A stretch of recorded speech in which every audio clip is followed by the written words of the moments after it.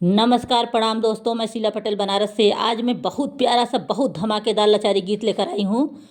और वह लचारी गीत है, जब दुल्हा का बारात जाता है, जब बारात की तैयारी हो जाती है, तब लड़की अपने माँ से बोलती है कि माँ मैं भी दुल्हा देखने जाऊँगी। तो आगे सुनिए दोस्त, उनकी माँ क्या बोलती है अपने लड़की को। दुल्हा देखने जाने के लिए परमिशन तो देती है, उसके बाद वो क्या कहती है अपने लड़की से, उसी पे बहुत प्यारा सा गीत है, लचारी गीत है। तो सुने देर न करते हुए, अगर हमारा गीत आप लोग पसंद आए तो मेरे चैनल को लाइक और सब्सक्राइब करना, और बहुत प्यारा सा कमेंट में लिखना कि हमारा गीत कैसा लगा। तो चलिए देर न करते हुए मैं आगे गीत सुनाती हूँ। माई दूल्हा देखन, माई बाला देखन, हम जाबई हो।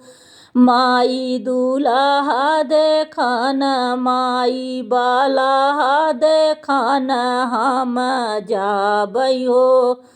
हथवा में लिहू बेटी माऊरा, हथवा में लिहू बेटी माऊरा, मालिनिया बनिके, मालिनिया बनिके जायु हो। मालिनिया बनिके, मालिनिया बनिके जायु हो। हथवा में लिहू बेटी माऊरा, हथवा में लिहू बेटी माऊरा, मालिनिया बनिके, मालिनिया बनिके जाऊ हो।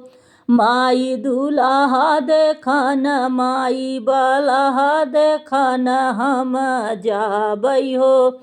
माई दूल्हा देखन, माई बाला देखन, हम जाबई हो।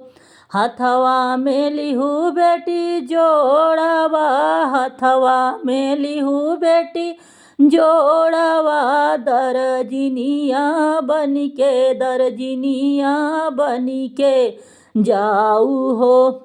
दरजिनिया बनिके, दरजिनिया बनिके जाऊ हो।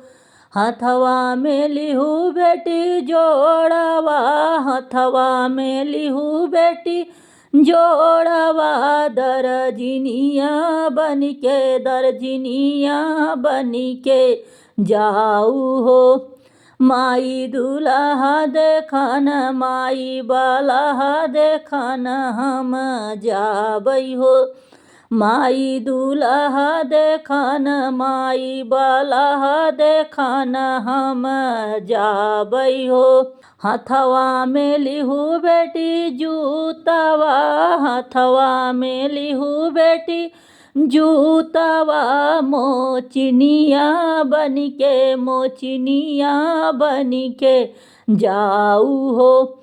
मोचिनिया बनिके, मोचिनिया बनिके जाऊ हो।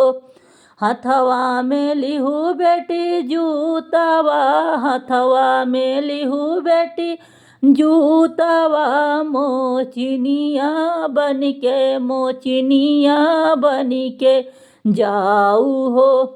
माई दूल्हा देखन, माई बाला देखन, हम जाबई हो। माई दूल्हा देखन, माई बाला देखन, हम जाबई हो।